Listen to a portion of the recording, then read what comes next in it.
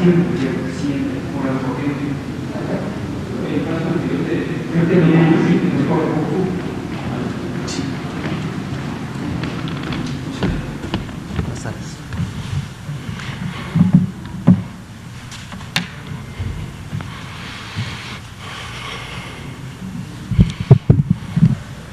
Buenas tardes a todas y todos, en especial un saludo a las personas que nos sintonizan en esta tarde de sábado y que lo hacen porque sabemos que están interesados en conocer cuál es el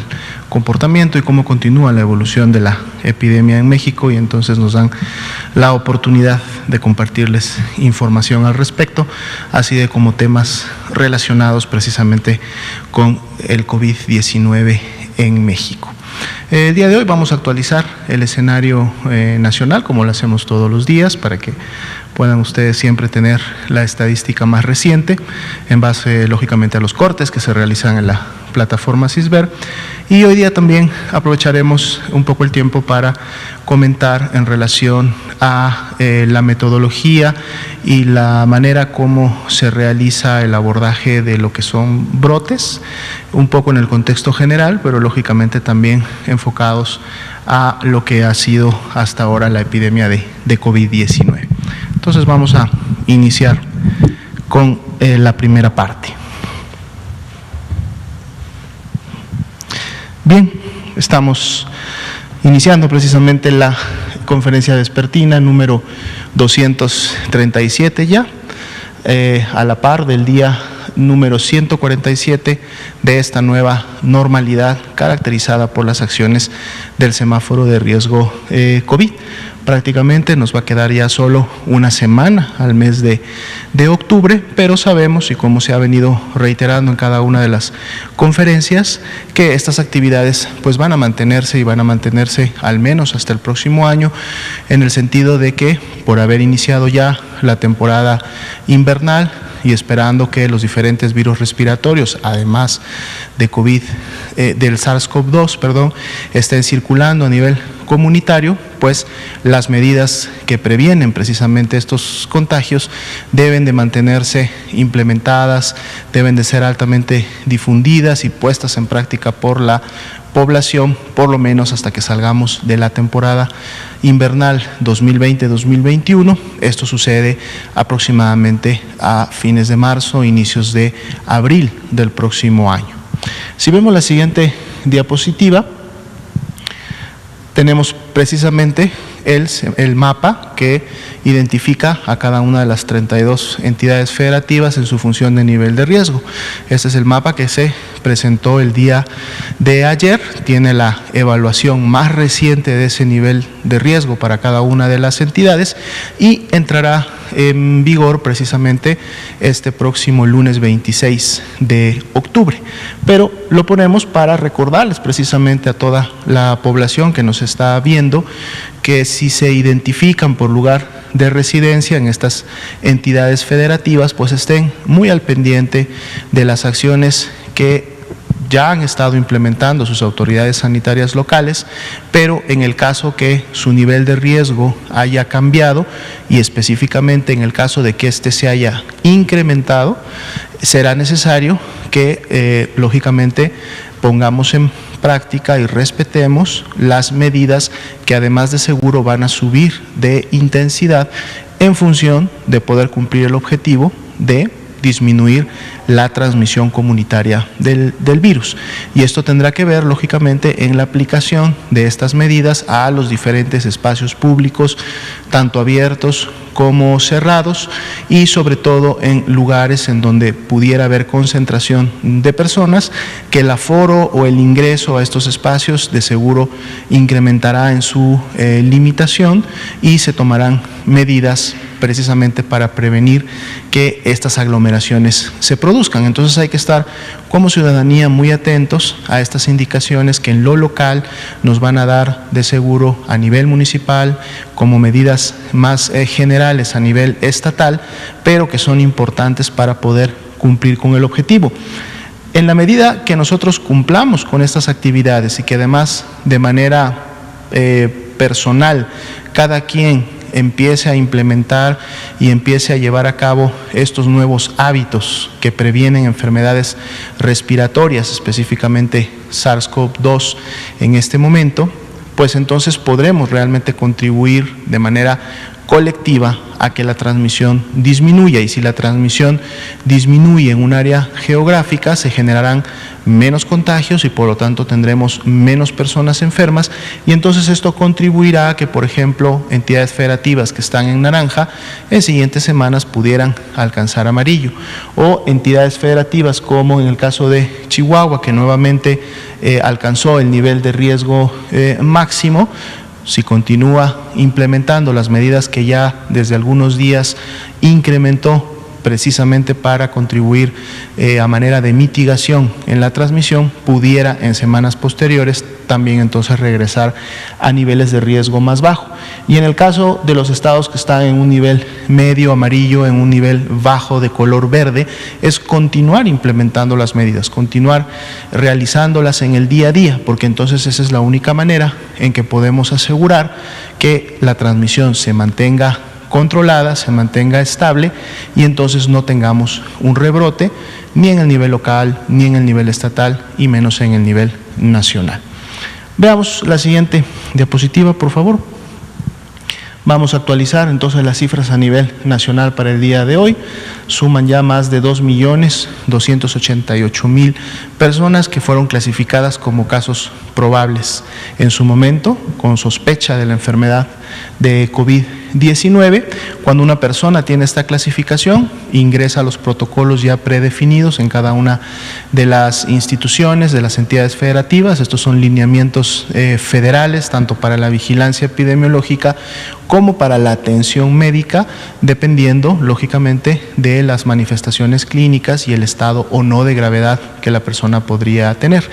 Muchas de ellas accesan a la toma de una prueba de laboratorio. Ya sabemos que para el caso de México está normado la toma de una muestra de secreciones faringias. Estas secreciones faringias se obtienen a través de un hisopo que se introduce en la cavidad oral, llegando hasta la cavidad faríngea, puede ser por la vía nasal o puede ser por la vía oral, y luego con esta muestra la misma procede a acudir o es enviada a un laboratorio de la Red Nacional de Laboratorios de Salud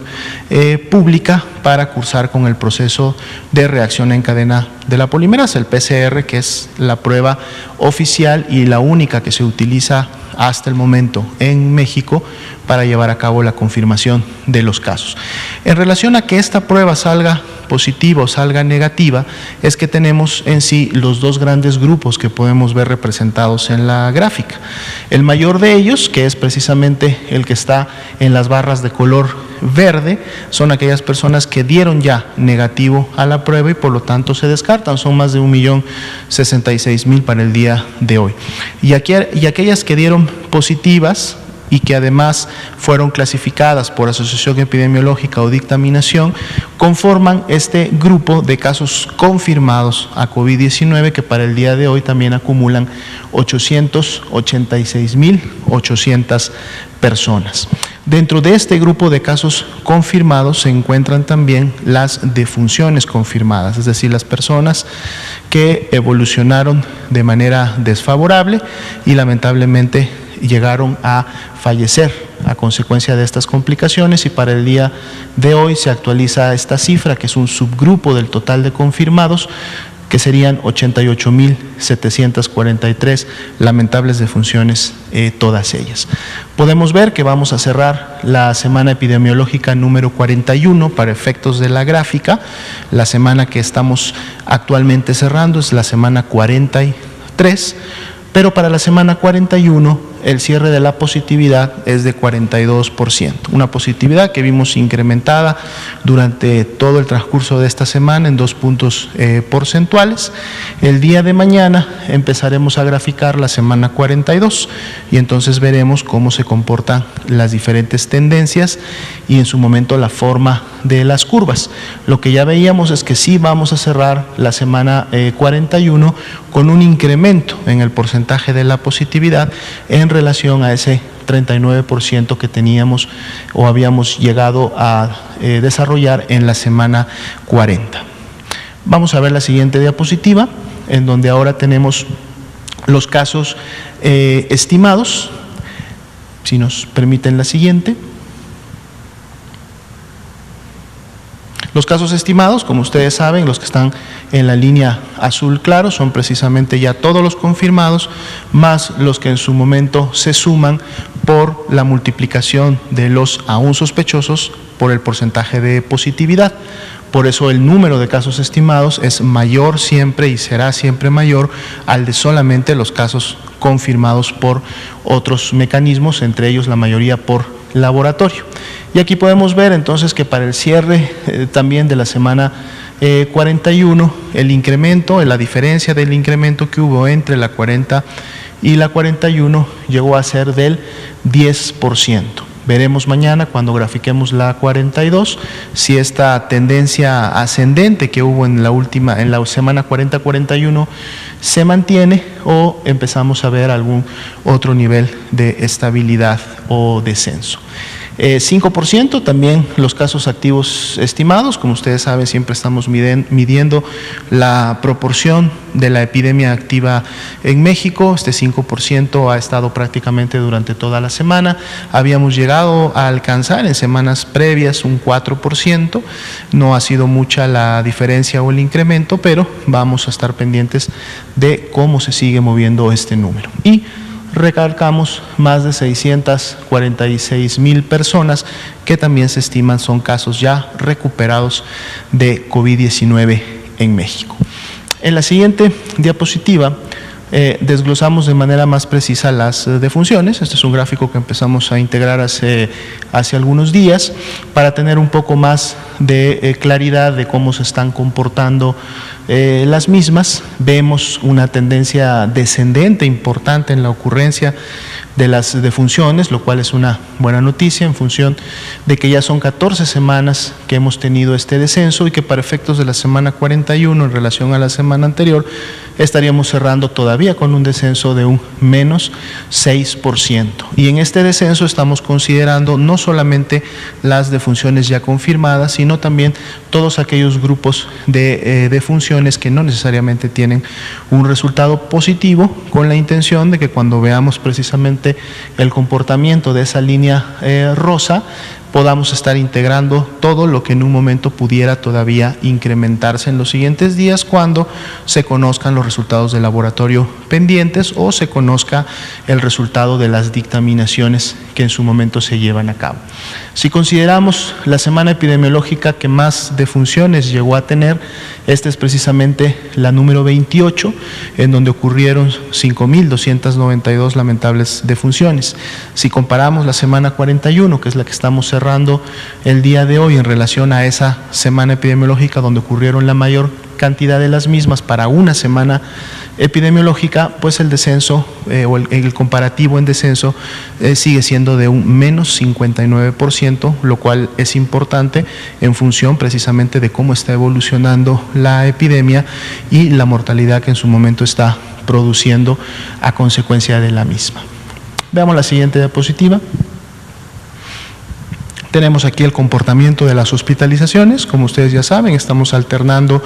los días entre la ocupación hospitalaria, que de todas maneras la tenemos identificada en la parte inferior en lo que se refiere a las medias nacionales,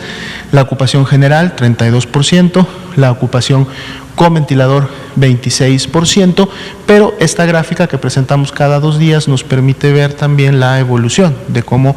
se mantienen el ingreso y la carga de hospitalización en el país. Como ya veíamos, desde hace prácticamente 10 días habíamos empezado con un nuevo incremento en relación a la ocupación hospitalaria.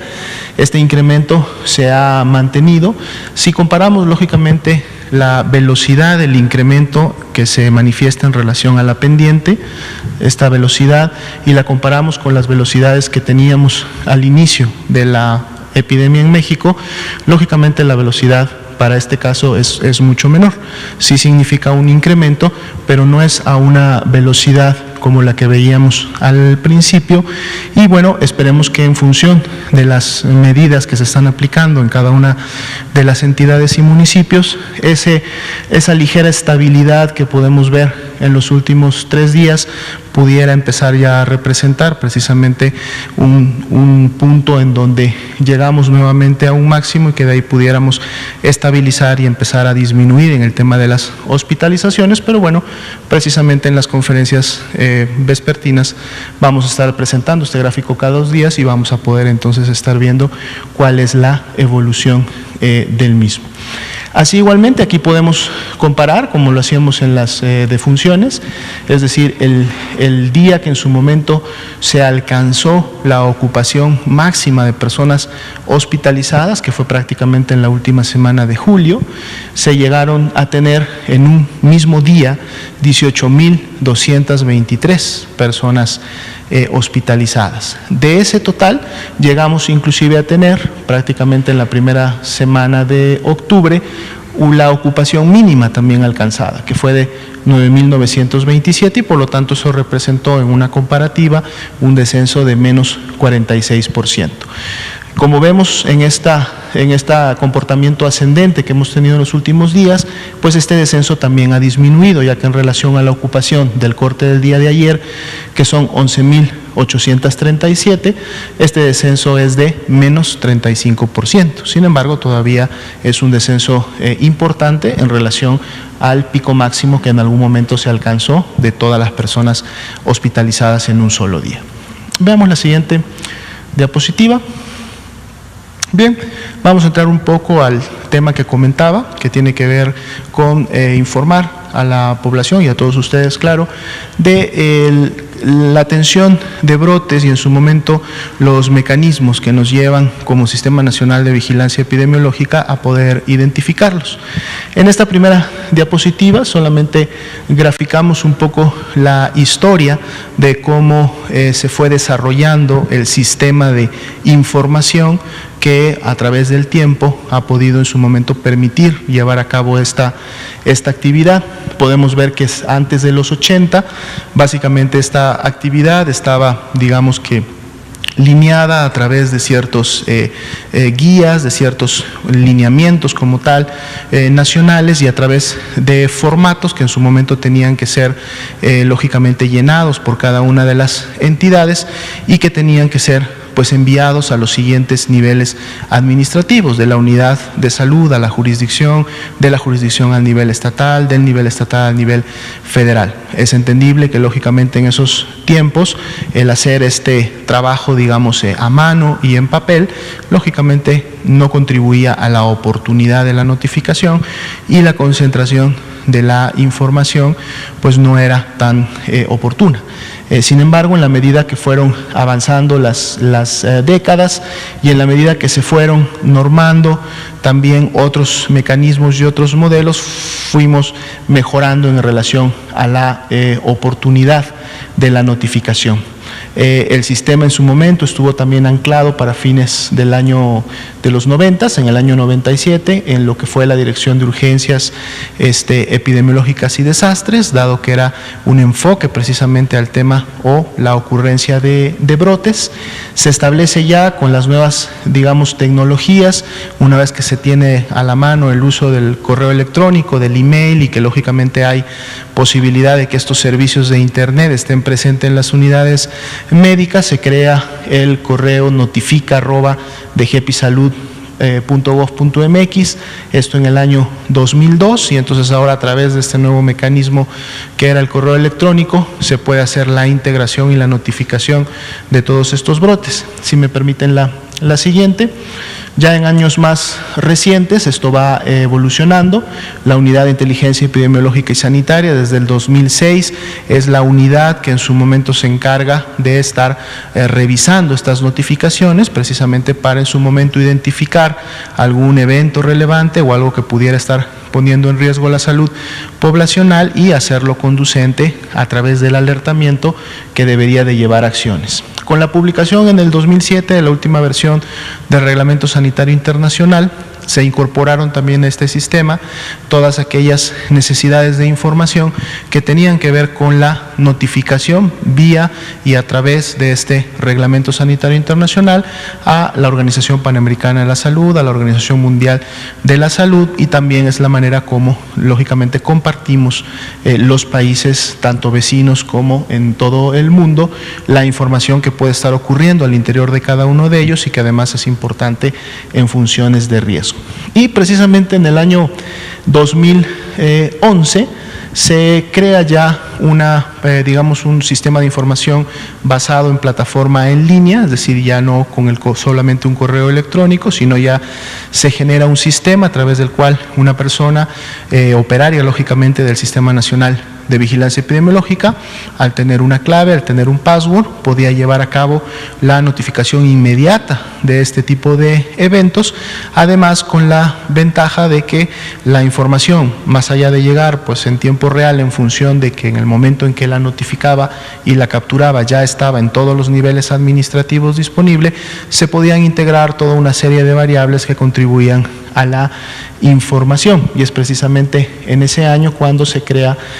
Notimet, como su nombre lo dice, notificación inmediata, que es lo que caracteriza precisamente, de acuerdo a las diferentes normativas, cómo debe de llevarse a cabo la notificación de los brotes cuando estos suceden, incluidos lógicamente el de los de COVID-19. Veamos la siguiente diapositiva. Aquí tenemos precisamente cuál es el objetivo, lo estábamos comentando, de manera oportuna, tener conocimiento de lo que puede estar ocurriendo,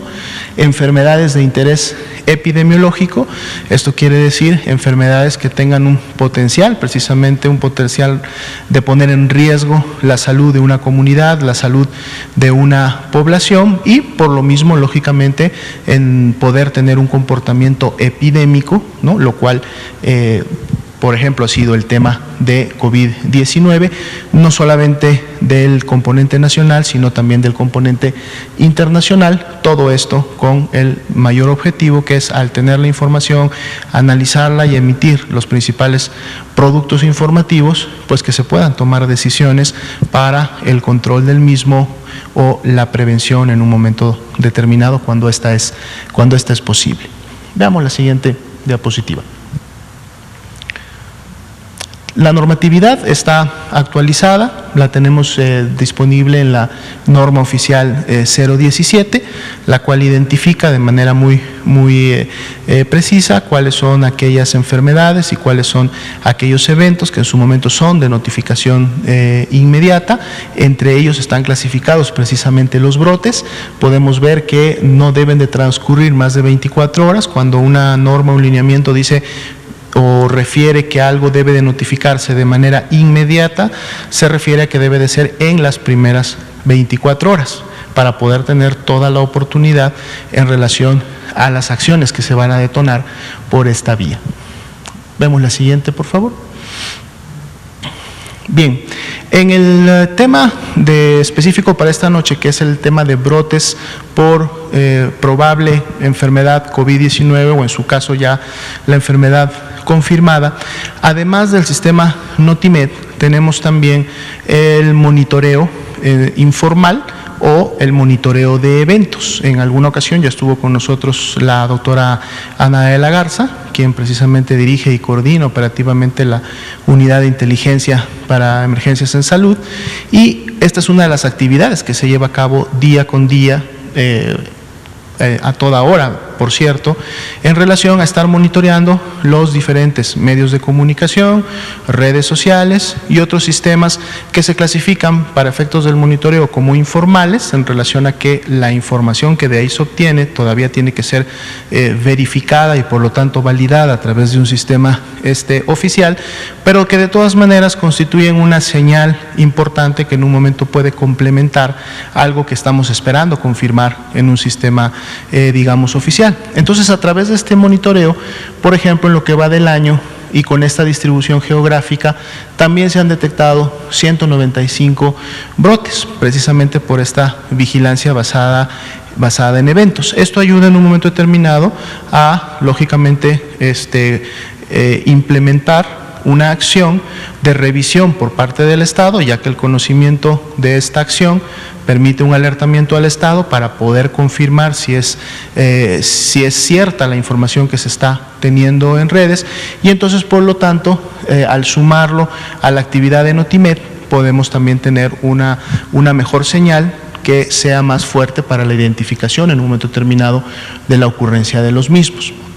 Si vemos en la siguiente diapositiva, podemos ver de estos 195 brotes identificados a través de la vigilancia basada en eventos, su distribución por semana epidemiológica de cómo se han llevado a cabo. Podemos ver, nos llama mucho la atención, mediados de junio, que es la semana 25, y es cuando estábamos iniciando con la curva ascendente precisamente del escenario fase 3 epidémica de COVID-19, se tuvo la mayor identificación de estos eventos, y en la medida que han ido pasando las semanas epidemiológicas y también con la disminución nacional de la transmisión y de la ocurrencia de casos, pues bueno, los eventos también han sido, digamos, menos evidenciados o observados en esta vigilancia basada en eventos. Si vemos la siguiente, por favor. Volvemos nuevamente al sistema oficial, que es Notimed, es donde todas las unidades sujetas a vigilancia epidemiológica, estamos hablando de las 32 entidades federativas, llevan a cabo la notificación, en este caso, de sus brotes. Aquí estamos hablando de brotes probables de enfermedad respiratoria viral, es decir, desde que se integran con la posibilidad o la sospecha de ser una infección respiratoria viral y están integrados en un brote. Podemos comentar que la definición operativa y general de un brote es la asociación de dos casos o más, al menos dos o más, en tiempo, lugar y persona, es decir, que haya una relación entre ellos. En ese momento se consideran como un brote. Sin embargo, es importante también mencionar que un brote puede iniciar desde solamente un caso, es decir, una persona enferma, siempre y cuando la enfermedad de esta persona sea la primera vez que se identifica en la región, en el área, en este caso en el territorio nacional. Para efectos entonces de lo que fue COVID-19 y los primeros casos importados que tuvimos a finales de febrero de este año, pues cada uno de ellos representó, aunque era apenas uno, representaban un brote para su localidad, más allá de que sabemos los tres primeros casos, de hecho, eran también además un brote con toda la definición, porque habían compartido las mismas características de tiempo, lugar y persona para efectos de su contagio y el desarrollo de sus enfermedades. Aquí podemos ver precisamente la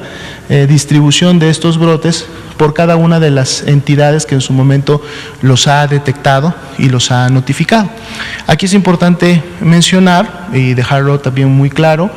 y aplica para todas las demás diapositivas en donde vamos a ver distribución por entidad federativa,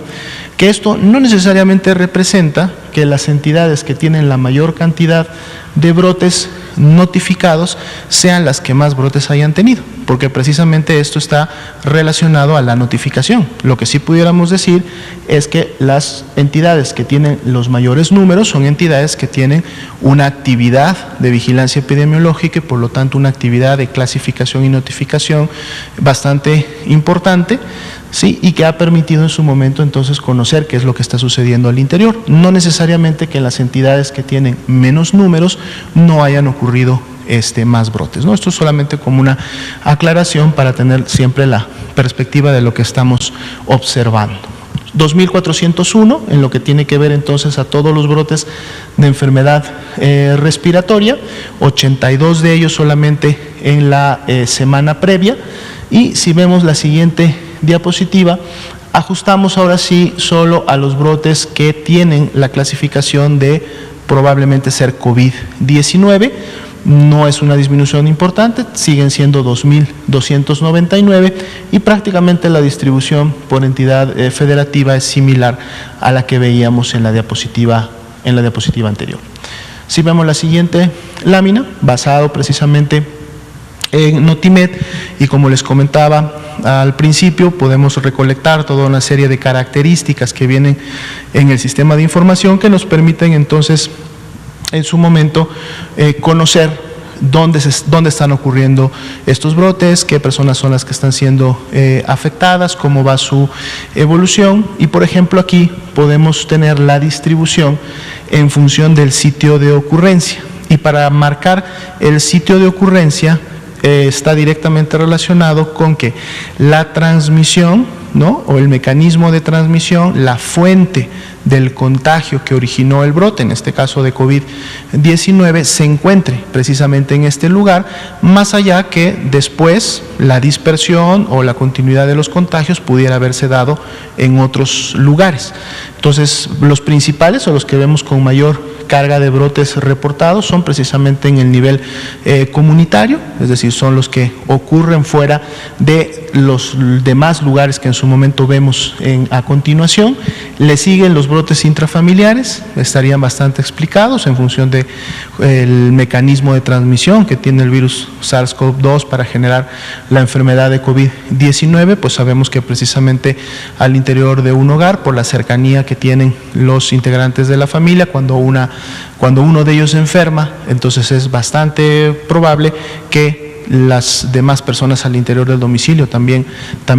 tengan el mismo o un riesgo mayor, de enfermarse. Por eso le siguen los brotes intrafamiliares. Tenemos también los intrahospitalarios, que es en donde en su momento se registra precisamente que la fuente de contagio pudo haber estado al interior de la actividad de un hospital. Los laborales, que tienen que ver precisamente con los lugares en donde las personas trabajan, y ya después con mucha menos intensidad, con mucha menos carga de cantidad de brotes, tenemos los reclusorios, los asilos, los albergues, algunos que se dieron en navíos, en este caso en barcos, en buques, y unos pocos también registrados en guarderías, de estos 2.299 hasta el momento notificados. Si vemos la siguiente diapositiva, ahora tenemos la distribución por semana epidemiológica de este total de 2.299. Podemos también ver que la gran mayoría de ellos, la intensidad de la notificación y ocurrencia de estos brotes se dio precisamente desde la semana 20, cuando íbamos incrementando la curva epidémica en México, y se han venido o han seguido presentándose, al menos en número. Esto lógicamente no refleja la magnitud, es decir, un brote podría representar la asociación de solo 2, 3 o 4 personas, o un brote podría significar en un momento la asociación de decenas de personas. Pero para efectos de la unidad del brote es un poco el comportamiento que ha tenido, y vemos también alguna tendencia descendente que empieza a ocurrir en la medida que vamos avanzando en las semanas epidemiológicas del año. Veamos la siguiente. Aquí tenemos la distribución por institución de notificación. Esto es un trabajo que hace todo el Sistema Nacional de Salud. Si bien es cierto, la Secretaría, y cuando hablamos de la Secretaría de Salud, hablamos también de los 32 servicios de salud estatales que actualmente operan en México, posterior a la descentralización de estos servicios, pues bueno, es la que podemos ver ha contribuido en la mayoría de esta notificación e identificación, seguido por el Instituto Mexicano del Seguro Social, y en menor cantidad las otras instituciones como son el IMSS, IMSS Bienestar y SEDENA. Vemos la siguiente. Distribución por grupo de edad. Congruente con lo que hemos observado en relación al comportamiento de la enfermedad en todo el país y en las subregiones, es precisamente el grupo de adultos en actividad profesional, es decir, adultos activos, que son los que en el día a día, la mayor cantidad de ellos están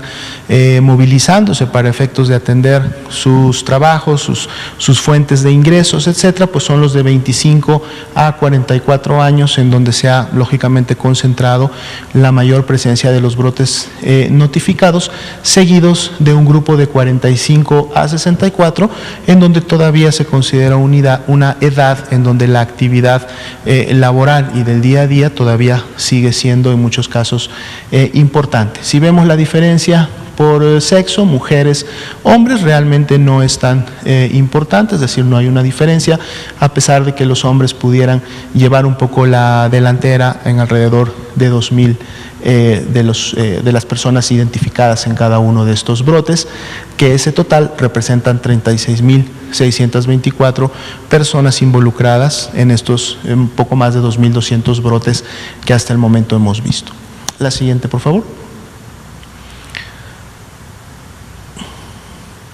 Bien, esta sería la última diapositiva, la que quisimos también traer en el sentido de que esta notificación, como ustedes veían, podíamos tener la clasificación en el lugar donde se había producido el brote y por lo tanto esto también entonces contribuye a poder detectar los brotes que se pueden dar en los diferentes reclusorios, tanto federales como estatales en el país, y esto es un poco la distribución geográfica de la identificación y atención que se ha tenido de los mismos. Podemos ver que pues la gran mayoría de las entidades han llegado a tener al menos un brote y en su totalidad a nivel nacional han sumado 46. Este es un tema que se ha estado tratando, interviniendo y atendiendo desde las primeras semanas, no solamente a través de la emisión de un lineamiento específico para la atención de casos y brotes en este tipo de lugares, sino que también el Comando Central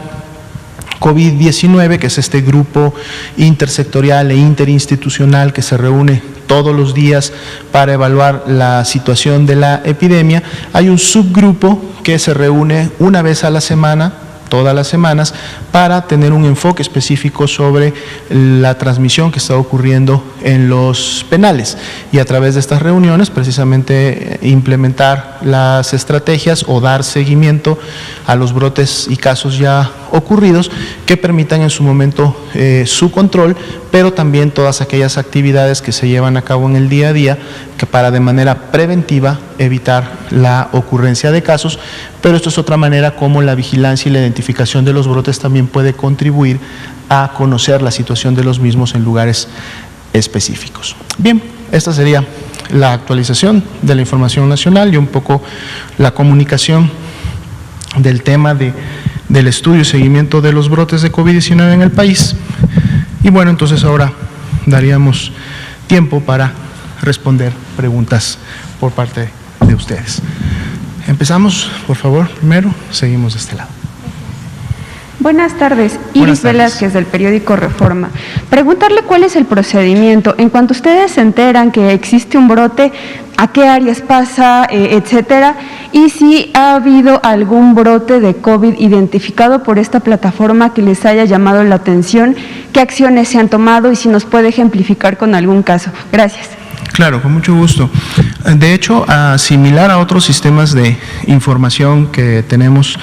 en el Sistema Nacional de Vigilancia Epidemiológica, la fuente de información precisamente inicia en las entidades federativas. En el tema específico de brotes, esto es bueno porque cuando un brote es notificado al sistema, partimos entonces ya del hecho que la entidad federativa que lo está notificando tiene conocimiento del mismo. Pero dado que hay que cumplir con la normativa de la vigilancia epidemiológica, cuando una entidad se entera de la ocurrencia de un brote, debe de hacerlo del conocimiento de los siguientes niveles administrativos hasta llegar al nivel federal. Y esto es precisamente para poder iniciar con el seguimiento de lo que se hace a consecuencia de la identificación del brote. El primer paso es solamente la identificación, pero además es importante porque a través del conocimiento de sus determinantes y de lo que puede haber originado al mismo, viene toda una fase o siguientes pasos que tienen que ver con el estudio del brote y llevar a cabo todas aquellas actividades que, identificando las potenciales o confirmadas fuentes de contagio, lleven entonces a su control y así entonces evitar que en un momento determinado un brote continúe dispersándose o continúe produciendo más casos. Entonces, en relación a la primera pregunta, prácticamente la acción de la atención es inmediata por parte de la misma entidad federativa que lo reporta. Hay que recordar que si hablamos de un nivel estatal, el nivel estatal normalmente también funciona como un concentrador local, regional, de la actividad que está ocurriendo en las unidades. Todavía tenemos un siguiente nivel administrativo dentro del Sistema Nacional de Salud, que en este momento son las jurisdicciones sanitarias, y aquí también existen equipos profesionales de la salud que en su momento pueden responder rápidamente a la ocurrencia de un evento o un brote en un momento determinado. Lógicamente, dependiendo de la magnitud del brote, es decir, de la cantidad de personas que integran el mismo y por lo tanto de la magnitud que va a requerir también la respuesta, pueden ser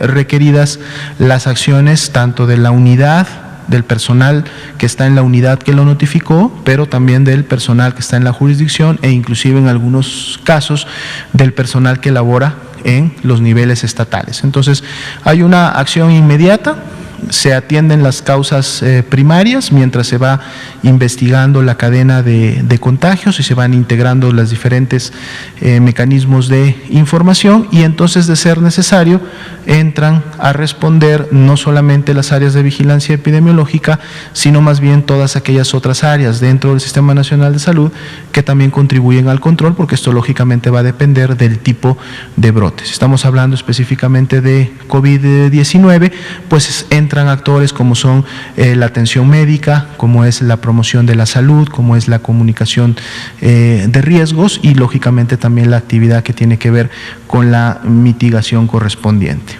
De los brotes que hasta el momento se han presentado en relación a la segunda pregunta, decíamos, son de diferentes magnitudes en el sentido de que un brote, como comentábamos al principio, puede solamente partir de 2 personas, basta que 2 personas estén asociadas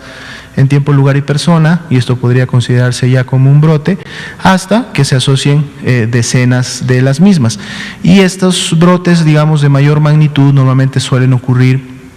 en ambientes laborales, en donde precisamente son también un número importante las personas que laboran en el día a día. Puede darse en ambientes también comunitarios, como en un momento determinado pudieran ser algún mercado, pudiera ser en su momento algún lugar dentro de la comunidad que en su momento logra, integrar toda una serie de personas que lógicamente, al estar interactuando entre ellas en un mismo espacio, llevan a este tipo de situaciones. Ya veíamos otros lugares también que fueron identificados en donde ocurrió. La mayor frecuencia precisamente la veíamos en el espacio comunitario y la veíamos al interior de los hogares, en lo que se representan como brotes familiares. Es importante recordar a la población en este tema que también todas las medidas que se han venido implementando en los espacios públicos, pero también las medidas de prevención que cada uno de nosotros podemos realizar, también contribuyen de manera directa a la prevención de que ocurran este tipo de brotes. Mientras nosotros podamos disminuir, mitigar la transmisión del virus, entonces tendremos no solamente menos casos y menos enfermos, sino también menos posibilidad de que en su momento ocurran este tipo de brotes.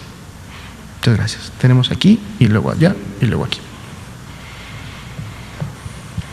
Gracias, buenas tardes. Arturo Contreras, de Pie de Página. Sobre los casos de COVID de larga duración, ¿no?, o de las secuelas crónicas que deja, normalmente cuando se ha planteado la pregunta en las conferencias, se habla de los casos que tuvieron como mucho tiempo de hospitalización y necesitan una rehabilitación para las secuelas crónicas que les deja. Pero hay otros casos de este tipo de afección que no se distinguen, porque las personas o tuvieron un caso moderado o un caso leve, y es hasta meses después que empiezan a tener como otro tipo de síntomas. Entonces, pues a ver cómo se puede, si se puede prevenir este tipo de síntomas, ¿no? Si la gente que se enferma de COVID y que tiene como una enfermedad más leve puede tomar como algún tipo de precauciones, ¿no? Saber si hay algunos medicamentos que afecten más a otros, y sobre todo, pues saber cómo se va a tratar como a este número de personas, y si se tiene un estimado de cuántas podrían haber más allá de estas personas que le comento tuvieron como la enfermedad grave en hospitales y que tuvieron un largo periodo de hospitalización. Muchas gracias. Claro. Con mucho gusto. Primero empezaríamos a comentar que el grado de afectación y por lo tanto entonces en su momento la cronicidad o el tiempo que se necesita para que una persona se recupere tiene que ver directamente con este grado de afectación a los órganos blanco o principales órganos que en una persona hubieran sido afectados por el COVID. Lógicamente sabemos que para efectos del virus SARS-CoV-2 son las vías respiratorias, tanto superiores como inferiores, el principal blanco, porque es precisamente estas vías las que están inmersas en el mecanismo de transmisión y generación de la enfermedad. Las principales complicaciones se dan precisamente en las vías inferiores, en las vías respiratorias inferiores, es decir, en toda la zona de los pulmones y específicamente en los alvéolos, que son esta unidad celular funcional que es la que se encarga del intercambio gaseoso. Cuando nosotros respiramos y inspiramos todos estos gases que están en el ambiente, incluido lógicamente el oxígeno, que es la principal función de los pulmones, integrar el oxígeno a nuestro sistema. Los alvéolos son precisamente los que se encargan de introducir el oxígeno al organismo, pero además a través de un intercambio que permite que el CO2 también, que es ya esta sustancia que en su momento no debe estar presente en la circulación, pues también salga y se expulse de nuestro organismo. Lamentablemente el virus SARS-CoV-2 precisamente tiene una acción directa sobre estas células y por lo tanto sobre este órgano que es el pulmón. En la enfermedad leve, precisamente como su nombre lo dice, al expresar menos sintomatología y muy probablemente casi en la enfermedad leve, la afectación ser más en las vías respiratorias superiores, por lo tanto la enfermedad se parece más a un catarro o a una gripa que tenemos en invierno y no a una neumonía, ¿no? O neumonitis, que en su momento sería la afectación de la vía respiratoria inferior. Entonces la recuperación puede ser más rápida para efectos del órgano blanco. Sin embargo, no se descarta, porque se ha visto también aún en casos leves, que todos aquellos mecanismos que llevaron a la activación del sistema inmunológico producen lógicamente un desgaste biológico a la persona. Por lo tanto, el cansancio y en su momento sintomatología referente a malestar general y sobre todo esta sensación de estar, digamos, muy cansado durante mucho tiempo, puede prolongarse precisamente porque el sistema inmunológico está tomando también ese tiempo en poder llevar a cabo no solo su respuesta, sino también la recuperación y la contención total del virus. Donde podemos esperar las mayores complicaciones y por lo tanto un alargamiento no solo de la presentación clínica de la enfermedad, sino también su rehabilitación, es precisamente en los casos graves. Son aquellas neumonías en donde además, cuando se interrumpe ese intercambio gaseoso del que acabamos de mencionar, entonces también viene una afectación más interna, en donde otros órganos, especialmente los riñones, pueden también ser afectados por estos cambios fisiológicos que hay en el organismo producto de la enfermedad. Mientras más grave la enfermedad, pueden haber otros órganos también que se afecten, como el hígado, como el cerebro, como una consecuencia. Entonces, es realmente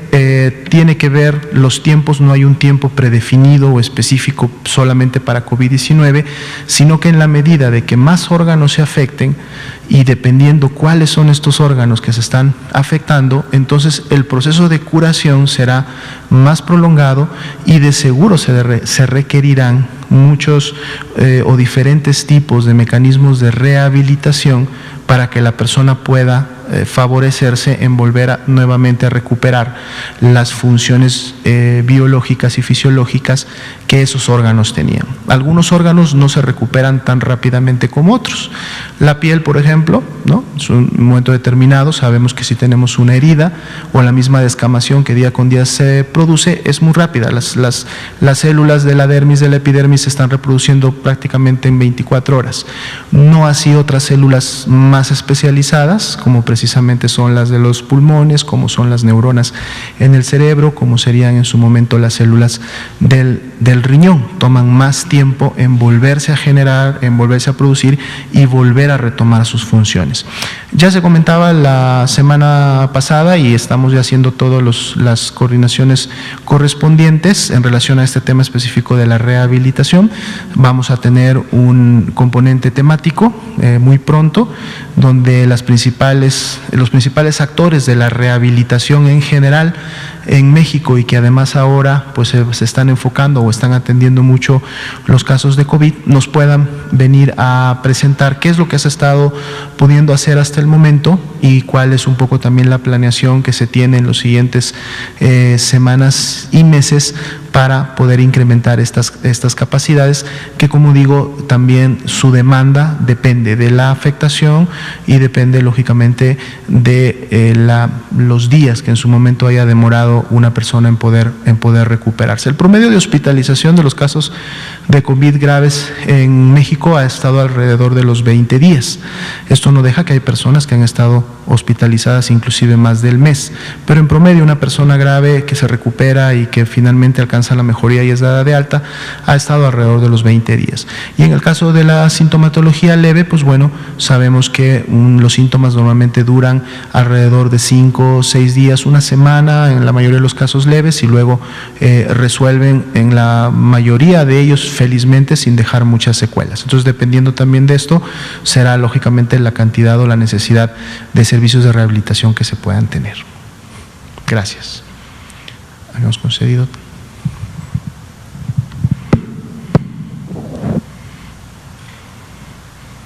Gracias. Buenas tardes, doctor Francisco Mejía de Milenio. Hace rato que usted mencionaba los brotes que pueden ser de 2 personas, incluso de 2 personas o pues grupos mayores. Recordaba las marchas, por ejemplo, hace rato una marcha, el Zócalo lleno, entonces uno pasa por ahí, yo pasé por ahí descuidadamente y de repente sentí que pudiera haber una invasión grave de virus hacia mí. Yo quería preguntarle, o yo quería pedirle que nos hiciera un comentario al respecto. En los últimos días ustedes han hablado de un incremento de casos, del riesgo que pudiera haber en varios estados, se ha hablado más de 8 de ellos, pero ¿qué está sucediendo con los gobiernos? ¿Qué está sucediendo con la sociedad? ¿Hay descuido por ambas partes? Quiere decir que por parte del gobierno local, hablo de la Ciudad de México, claro que ha habido movilizaciones en otros puntos del país, no están tomando las medidas efectivas para efectivamente bajar o salirle al paso a ese incremento que está asomando la cabeza, aquí incluso en la Ciudad de México, por supuesto. Ese es el tema, doctor, es el comentario que le pido al respecto. Claro, muchas gracias. Nos permite inclusive esta pregunta enviar mensajes a la población. Cuando nosotros vemos un incremento en la cantidad de casos, es decir, de personas que enfermaron y fueron en su momento pues confirmadas para COVID-19, para que esto suceda, definitivamente a la vez tiene que haberse también incrementado la transmisión. Nosotros conocemos muy bien, los hemos revisado en varias conferencias vespertinas, cuáles son los mecanismos de transmisión de este virus SARS-CoV-2 generador de COVID-19. Y por lo tanto se tiene bien identificado que precisamente mientras más conglomeración de personas tengamos en los diferentes espacios públicos, sobre todo cuando sea en espacios cerrados, en donde la ventilación a lo mejor no es la mejor, o hay una gran aglomeración de personas que no tengan o no apliquen la sana distancia. Esto también aplica para espacios abiertos en función de la cantidad de personas, aunque en espacios abiertos precisamente se tiene la ventaja que la misma circulación del viento o el distanciamiento que puede haber entre ellas puede disminuir, pero en la medida básicamente que la aglomeración de personas se dé en un momento determinado, y si esta aglomeración además va acompañada de que no se esté llevando a cabo el uso correcto del cubrebocas, que es precisamente el que se recomienda en este tipo de acciones que la población puede llevar a cabo, que no exista la sana distancia. Está de más decir que que no debemos de estarnos ni saludando, ni abrazando, ni besando, pero aún así, en este tipo de situaciones, también muchas veces es difícil mantener esta distancia mínima de 1.5, ideal de 2 metros que debe haber entre persona y persona. Definitivamente vamos a incrementar el riesgo de contagios, porque entonces si alguna persona tiene el virus en sus vías respiratorias y si está sobre todo sintomática, pues habrá la posibilidad lógicamente de que las personas se contagien. Esto puede suceder también en los diferentes espacios sociales, puede suceder también en las reuniones familiares o de amistades, es decir, todo lo que en su momento congregue personas definitivamente va a incrementar el riesgo de transmisión, y es por eso el llamado constante que hemos estado haciendo desde siempre para que de manera conjunta, y conjunta nos referimos a aquellas acciones que implementa la autoridad sanitaria en los diferentes niveles, pero también a la respuesta y a las actividades que cada uno de nosotros como ciudadanos debemos de implementar y llevar a cabo. La conjunción de estas dos acciones son las que nos van a llevar a evitar la transmisión. Si estamos viendo en alguna región o en algún lugar incremento de la transmisión y la cantidad de casos,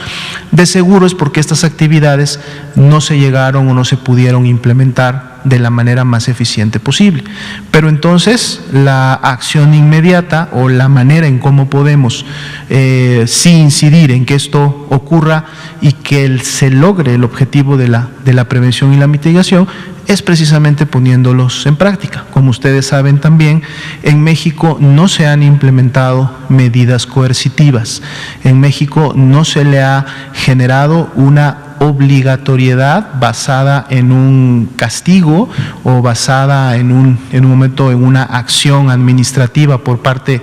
de los gobiernos para que las personas realicen o pongan en práctica estas acciones de mitigación. Estamos de alguna manera haciendo un llamado a la conciencia y en todos los casos a una acción voluntaria en donde las personas tienen que responder. Y me parece que en la gran mayoría, porque en los estados en donde vemos todavía es las disminuciones y lo que en su momento llevó a que la primera ola de contagios tuviera prácticamente 11 semanas de descenso, fue porque la población en su gran mayoría ha contribuido, ha puesto en práctica, ha obedecido y ha tenido conciencia de que el hacer todas estas actividades contribuyen no solo a su protección, sino a la protección pues de sus seres queridos, de sus amigos y en sí de su comunidad. Pero el llamado pues tiene que seguir siendo constante. Aprovechamos la pregunta para llamar a toda la población a si habíamos descuidado estas actividades o por algún motivo habíamos dejado de implementarlas como hábitos del día a día, volvamos nuevamente a retomarlas, volvamos nuevamente a ponerlas en práctica, no las olvidemos, porque esto es lo que realmente nos va a llevar de manera conjunta y colectiva a poder en un momento determinado vencer a la epidemia de COVID-19. Por favor. Vianney Fernández de Canal 11. Doctora Lumía, así como nos detalló los lugares donde se han registrado los brotes, ¿podría detallarnos los eventos en los cuales ustedes tienen monitoreados estos brotes? Es decir,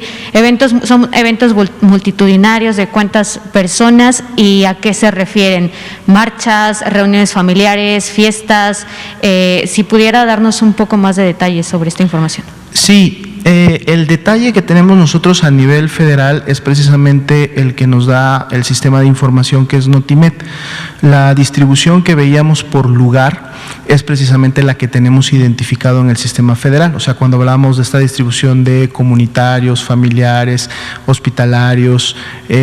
algunos reclusorios, guarderías, etcétera, esas son las variables que en su momento sí tenemos identificadas. Lógicamente graficamos las primeras, o sea, las que vimos con un nivel de hasta 5 frecuencias, o sea, 5 eventos realizados, que si mal no recuerdo el gráfico era en relación a, me parece, guarderías,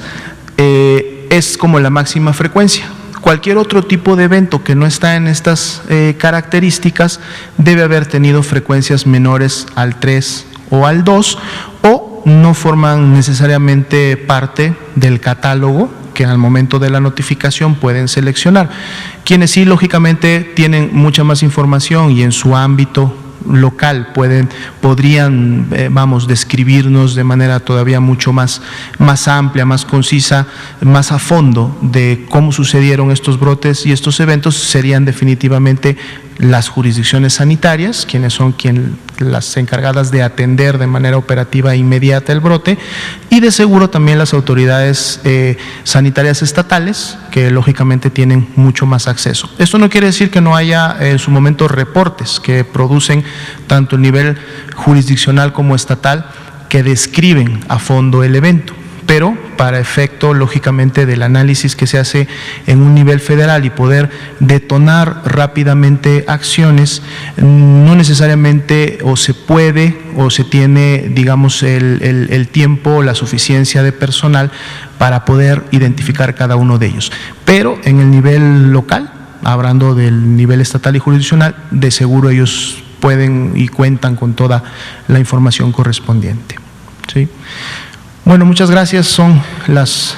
8 de la noche. Daríamos por terminada la conferencia vespertina del día de hoy y pues podríamos nuevamente volver mañana a seguir atendiendo preguntas y dando más información. Muchas gracias a todos.